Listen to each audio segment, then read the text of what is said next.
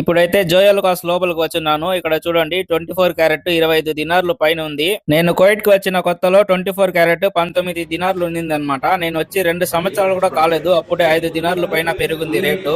ఈ బంగారానికి ఎవరు అడిగే వాళ్ళు లేరేమో, ఇష్టానికి పెరుగుతా పోతుంది. ఇలా పెరిగితే మనలాంటి పేదోళ్ళు ఎప్పుడు తీసుకోవాలి చెప్పండి. ఈ ఎండలో చల్లగా నీళ్లు తాక్కుంటా చెమట కార్చుకుంటూ లాస్ట్ కి మాల్యా బీచ్ కి అయితే చేరుకున్నాం అనమాట. చూస్తున్నారు కదా, ఇదే మాల్యా బీచ్. ఇంకా ఆ పక్క పోతే ఒక పార్క్ ఉంటుంది అనమాట, దాన్ని టిక్ టాక్ పార్క్ అంటారు.